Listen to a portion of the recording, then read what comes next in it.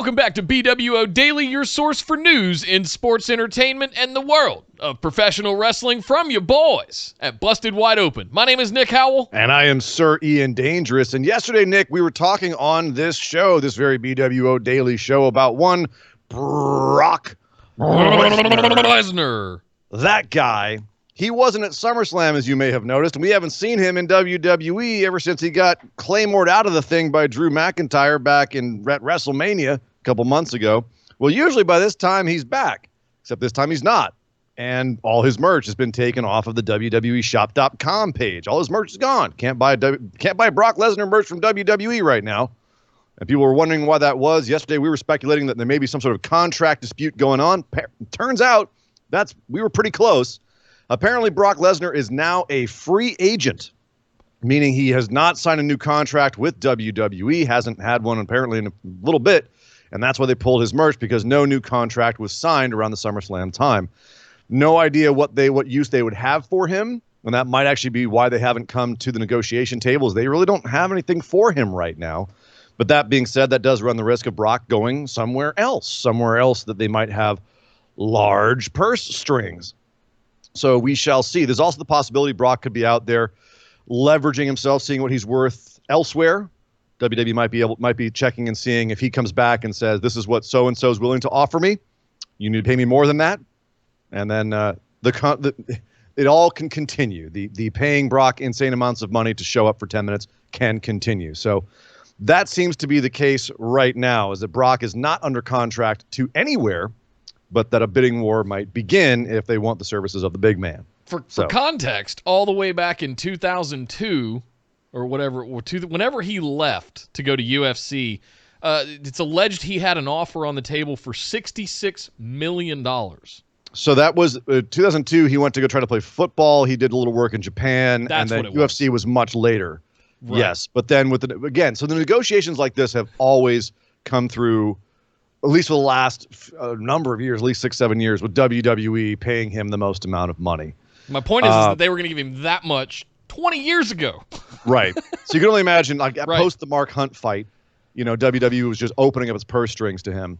So you can only imagine what he could possibly be worth now. That being said, one wonders how much he could be worth, because I think a lot of the WWE fans are kind of sick of him. He's still a big attraction, but he's also a bit controversial. So I wonder if he still has the same draw that Vince thinks he does. So, and as long as he does, you'll get paid. Yeah. Vince will pay him. I'm just curious what places elsewhere would. I mean, UFC probably could still see if John Jones called him out. UFC could probably still see some money there. So it's just a matter of what UFC wants to pay him, what AEW might want to pay him, and then if Vince can match and or exceed that with better dates and less training, and Brock will go for whatever he likes the best, because that's just what Brock does. But PW Insider does say the talks have paused for now. Unfortunately, talks have completely ceased between Mauro Ranallo and WWE, because Mauro Ranallo, the beloved announcer for NXT, has parted ways with WWE. Apparently, it was mutual and amicable. It was a mutual split. They both decided, hey, we got to go our separate ways. But he is apparently out. Before TakeOver 30, apparently there was a medical emergency up in Canada where his mother is. She's currently in the hospital. He's handling her, helping her. So that's why he wasn't there for that. But apparently it was just time. He's got to concentrate on his mental health charity and caring for his mother. So he said, it's time. I've got to move on. I'm 50. I achieved my dream of announcing for WWE, my childhood dream, but it's time to move on. He has been with WWE since 2015. And then after the infamous incident where he was apparently bullied off of SmackDown, was gone for a few months and then came back and worked exclusively with NXT. So a bit sad, Nick. I know we both loved us some Mamma Mias with our takeovers. I always encourage them to do a picture-in-picture of Mauro. I wanted Mauro cam on the takeover events. Like, that would have been the coolest thing they could have done.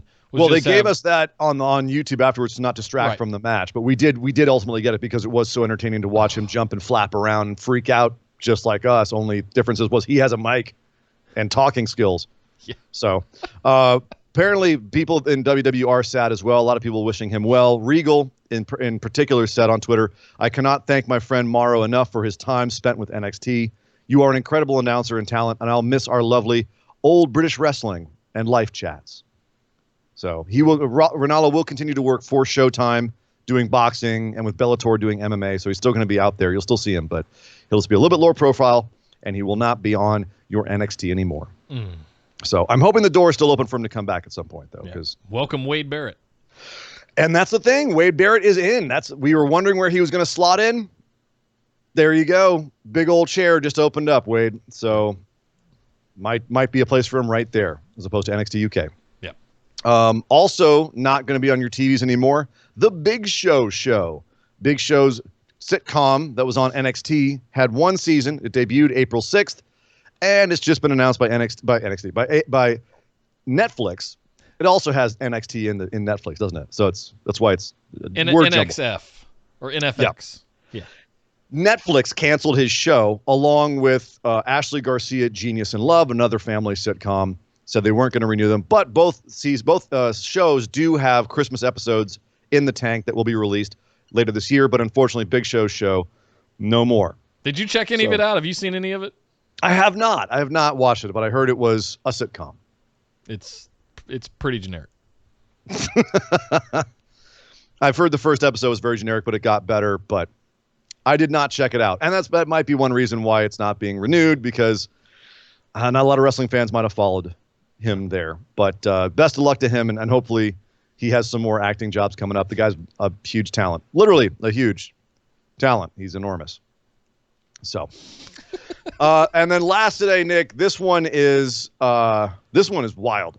Apparently New Jack, New Jack, the guy from the recent Dark Side of the Ring episode, the guy who threw Vic Grimes off of a scaffold because he didn't like him. He thought Vic tried to kill him another time, and guy who's known for stabbing people in the ring just cuz. Yeah, New Jack.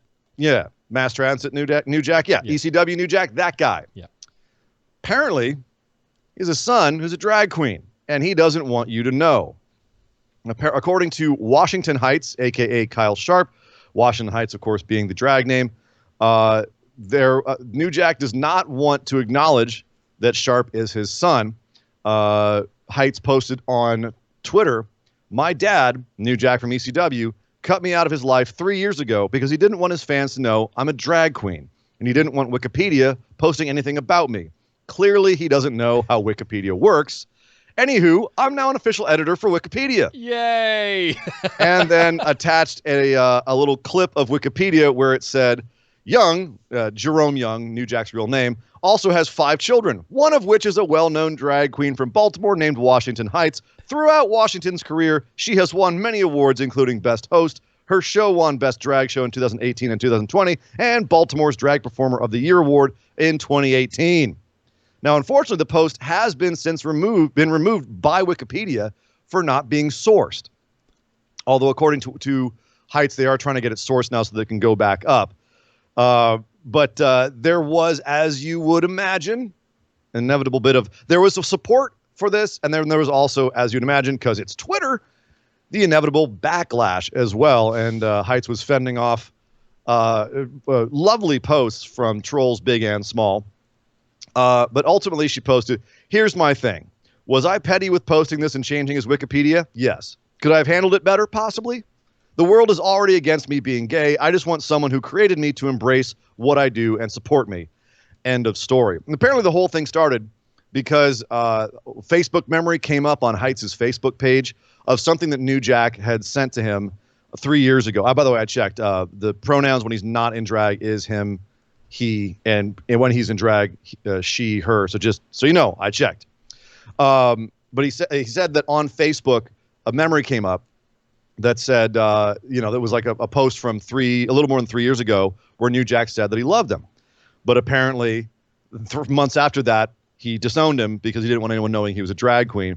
Heights said, we have a fucked up relationship that I would like to fix. And I already said what I did was petty because I was in a bad mood earlier from seeing that post on Facebook where he said he loved me, then dropped me a few months later.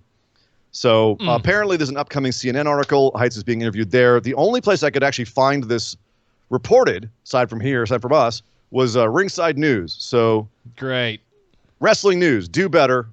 This is a story that people should know. My favorite response, by the way, on Twitter was Mississippi Goddamn, who said, "Don't give him any tips for covering that forehead of his."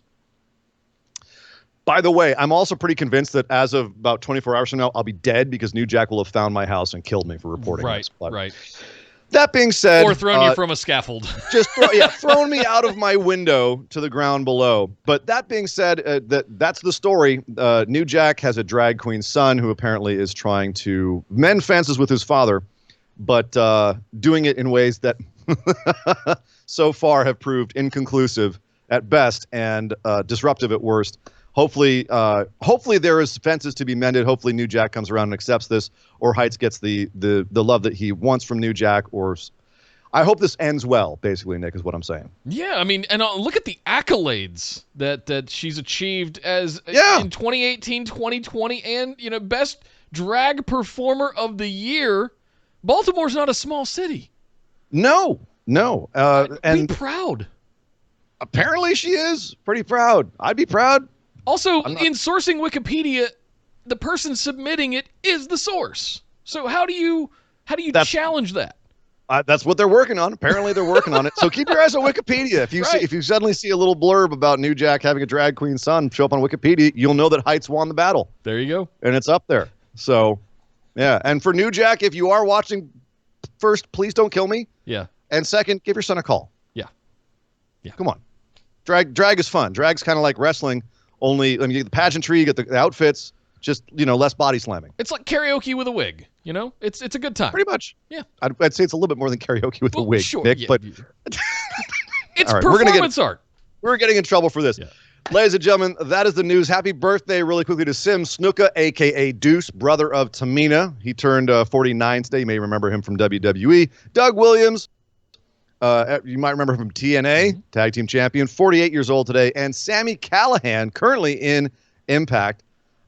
He turned 33. So happy birthday to all of them. And Nick, that is the news. Well, thank you, Surrey and Dangerous. Happy birthday to all of those folks. Everybody make sure you get into our Discord community, and all of our social media is down in the links below. We've got All Out coming up this weekend, so you won't want to miss that.